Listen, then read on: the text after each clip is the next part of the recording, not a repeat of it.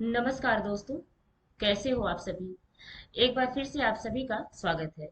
आइए आज हम देखेंगे मध्यकालीन भारत का इतिहास का भाग सेकंड, जो कि होगा भारत पर मुस्लिम आक्रमण से संबंधित। इससे संबंधित कुछ प्रश्न छूट गए थे जो आज की इस वीडियो में कवर किया जाएगा। तो आइए शुरू करते हैं आज का यह वीडियो, जो कि संबंधित है मध्यकालीन भारत का इतिहास। इसके अंतर्गत एक सब पार्ट है, वह यह है कि भारत पर मुस्लिम आक्रमण कब और किसने किया, और कब जो है मुस्लिम साम्राज्य की सत्ता स्थापित हुई। इसके बारे में हम क्वेश्चन के माध्यम से जानेंगे।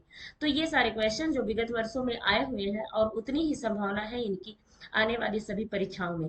तो आइए शुरू करते हैं पहला प्रश्न, जिसमें हम पहला प्रश्न देखेंगे कि निम्नलिखित में से मध्य एशिया के किस शासक ने 1192 में उत्तर भारत को जीता था।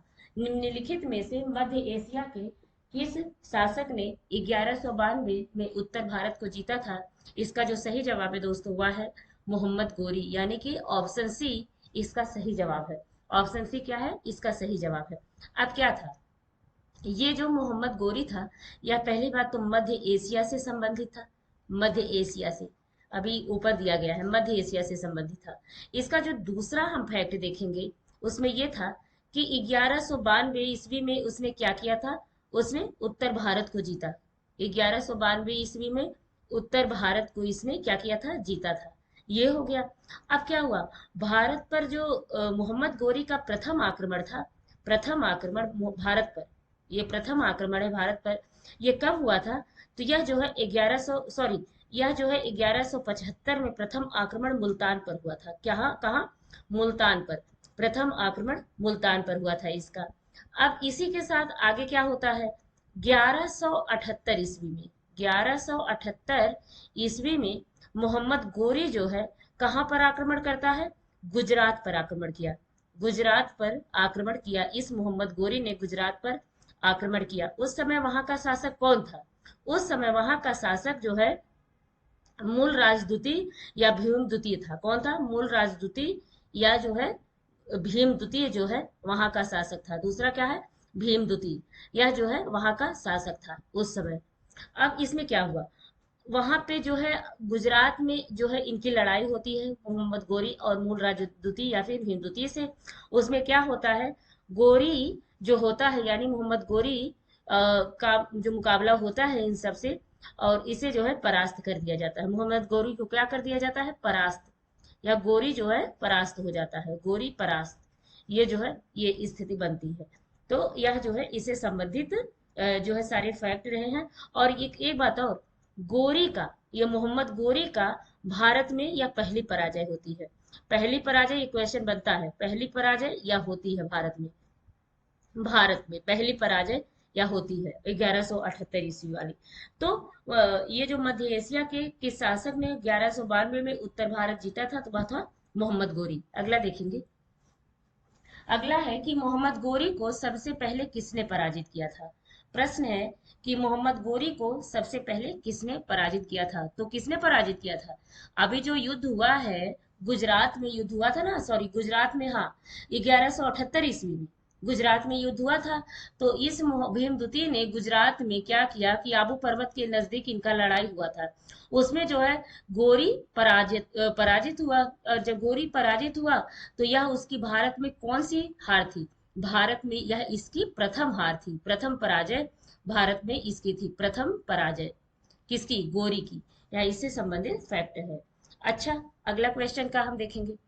मोहम्मद गोरी ने जयचंद को किस युद्ध में पराजित किया। अब देखिए, यह क्वेश्चन बहुत ज्यादा पूछा गया है, मोहम्मद गोरी ने जयचंद को किस युद्ध में पराजित किया। तो इसका जो सही जवाब है वह है ऑप्शन सी, यानी कि चंदावर का युद्ध जो 1194 ईस्वी में होता है, उसी में जो है मोहम्मद गोरी ने जयचंद को पराजित किया था। मोहम्मद गोरी ने किसमें पराजित किया था, जयचंद को पराजित किया था। यह कौन सी लड़ाई होती है, गढ़वाल की लड़ाई। कौन सी, गहड़ गहड़वाल की लड़ाई होती है, जिसमें जो है मोहम्मद गोरी जो है जयचंद को पराजित करता है, या इसे संबंधित सारे फैक्ट होते हैं। अब अच्छा एक चीज बताइए, ये जो चंदावर है ये है कहाँ पे, चंदावर। तो जो चंदावर है दोस्तों, यह वर्तमान जो फिरोजाबाद है, फिरोजाबाद किसके लिए प्रसिद्ध है? चूड़ियों के लिए।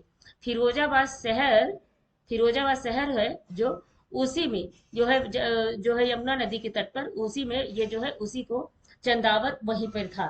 चंदावर जो फिरोजाबाद, वर्तमान फिरोजाबाद जिले में यमुना नदी के तट पर था ये चंदावर।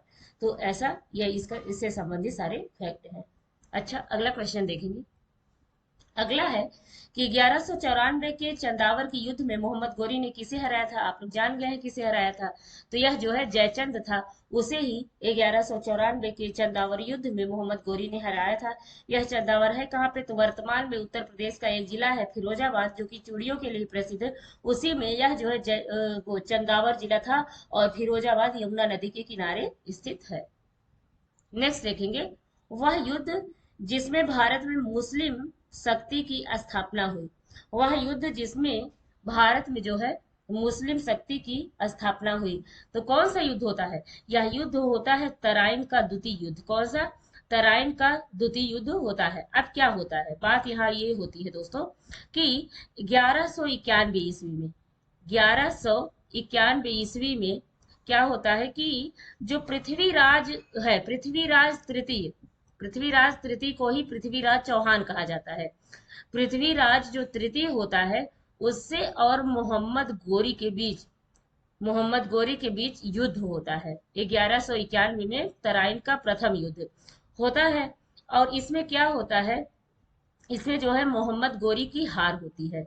किसकी हार होती है? मोहम्मद गोरी की। लेकिन इसकी जीतने की जो इच्छा है वह अदम्य है और अद्भुत है, इसलिए इस हार ना मानते इसने दोबारा 1192 ईस्वी में क्या करता है, यह मोहम्मद गोरी जो है अपनी शक्ति को इकट्ठा करता है।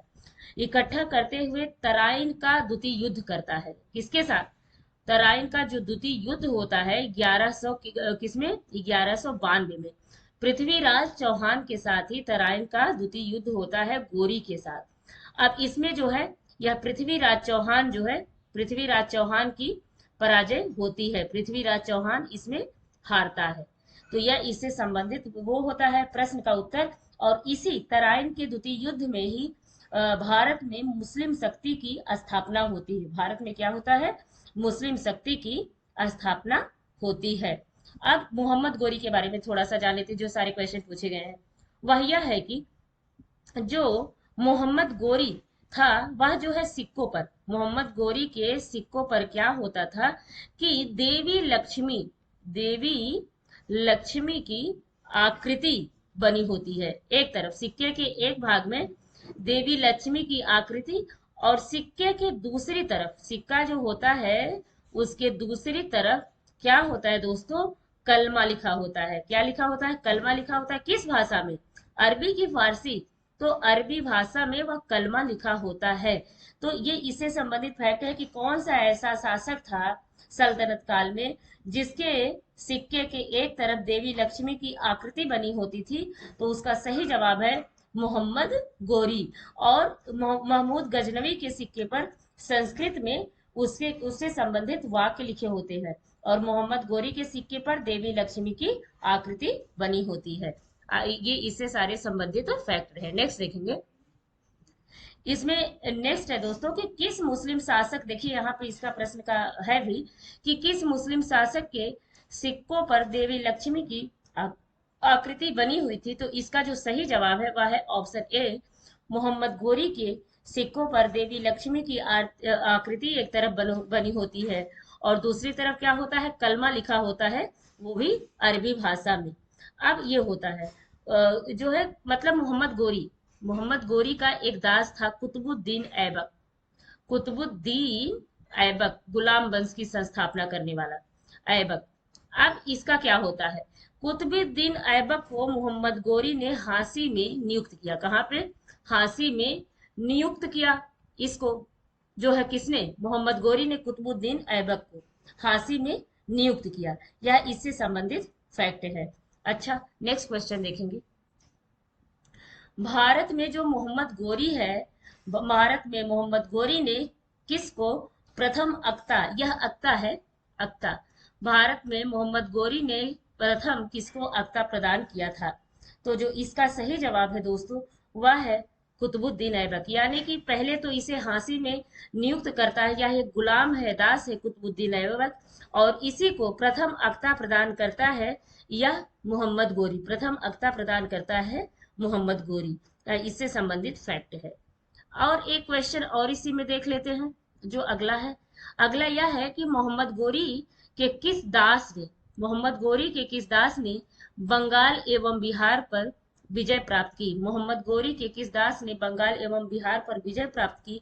इसका सही जवाब है ऑप्शन सी, यानी कि बख्तियार खिलजी ने मोहम्मद गोरी, बख्तियार खिलजी जो कि मोहम्मद गोरी का दास होता है, इसने ही बंगाल एवं बिहार पर विजय प्राप्त की। अब क्या होता है, बख्तियार खिलजी ने इस बंगाल और बिहार पर क्या किया? विजय प्राप्त किया बख्तियार खिलजी ने। उसके बाद क्या होता है, 1202 ईस्वी में बिहार पर विजय प्राप्त किया। 1202 ईस्वी में इसने क्या किया कि बिहार पर तो विजय प्राप्त किया, उस विजय के उपरांत इसने क्या किया दोस्तों, इसने जो है नालंदा, नालंदा और विक्रमशिला, नालंदा और विक्रमशिला प्राचीन समय के दो महान विश्वविद्यालय थे, इनको जो है क्या कर डाला, इनको जो है तहस नहस कर डाला। क्या कर डाला? इनका एकदम खत्म कर डाला, तहस नहस कर डाला, उजाड़ डाला। ये इससे संबंधित फैक्ट होता है। इस किसने किया था ऐसा? यह जो है बख्तियार खिलजी ने ये काम किया था, जो कि बहुत ही घृणित कार्य है। ये हो गया। अब इस समय क्या होता है, अब जैसे इसने 1202 में क्या किया, बिहार जीता। उसके बाद 1204, 1204-5 इसकी में इसकी टाइम लाइन है। इस समय क्या होता है, बंगाल जीता। अब जब इसने जो है बख्तियार खिलजी ने बंगाल जीता, तो बंगाल का शासक उस समय कौन था? तो जो बंगाल का शासक था वह लक्ष्मण सेन था। कौन था? लक्ष्मण सेन तत्कालीन बंगाल का शासक था। जब वह बख्तियार खिलजी जो कि मोहम्मद गोरी का दास होता है, वह जो है बंगाल पर आक्रमण करता है, उस समय बंगाल का जो शासक होता है लक्ष्मण सेन होता है। अब बख्तियार खिलजी ने ये सारे काम करके एक काम और किया था। इससे संबंधित जो और क्वेश्चन पूछे जाते हैं बख्तियार खिलजी से, वह यह कि इसने जो है लखनौती, लखनौती को अपनी क्या बनाया, अपनी राजधानी बनाई। इसने क्या किया, लखनौती को अपनी राजधानी, ये सारे फैक्ट दोस्तों लिख लीजिएगा, लखनौती को अपनी राजधानी बनाया। किसने? इस बख्तियार खिलजी ने लखनौती को अपनी राजधानी बनाया। अब एक क्वेश्चन और पूछा गया था पीसीएस में, क्वेश्चन यह पूछा गया था कि चचनामा के अनुसार, चचनामा के अनुसार 6वीं और 7वीं शताब्दी में सिंधु देश की राजधानी क्या थी? सिंधु देश की राजधानी क्या थी? तो इस सिंधु देश की राजधानी दोस्तों अरोड़ थी। क्या थी? अरोड़। 6वीं शताब्दी, 6वीं, ये क्वेश्चन पूछा था कि 6वीं या 7वीं शताब्दी में सिंधु देश की राजधानी क्या थी? तो इसका सही जवाब है अरोड़ जो है सिंधु देश की राजधानी थी। अब एक चीज और इसके तहत हम जान लेते हैं। एक फैक्ट पूछा गया कि 10पुरा, जो 10पुर शिलालेख है, क्या 10पुर शिलालेख, 10पुर एक शिलालेख है दोस्तों, शिलालेख, उसके क्या संबंधित है, उससे यह संबंधित है, वह जो है रेशम बुनकरों की श्रेणी की जानकारी मिलती है। यह पूछा गया था 10पुर शिलालेख से हमें किसकी जानकारी मिलती है? तो 10पुर शिलालेख से रेशम बुनकरों की जानकारी, बुनकरों की जो रेशम बुनकर की श्रेणी होती है, श्रेणी, उसकी जो है जानकारी मिलती है, उसकी जानकारी मिलती है 10पुर शिलालेख में। यह इससे सारे से संबंधित दोस्तों क्वेश्चन के आंसर थे, फैक्ट थे। यह आपके एग्जाम के लिए बहुत ज्यादा महत्वपूर्ण होने वाले हैं दोस्तों। अगर आपको वीडियो किसी भी तरह से पसंद आती है तो कृपया चैनल को लाइक करें, सब्सक्राइब करें और अपने दोस्तों में शेयर करना ना भूलें। तो फिर से मिलते हैं एक नए वीडियो के साथ, और तब तक के लिए आप सभी का नमस्कार।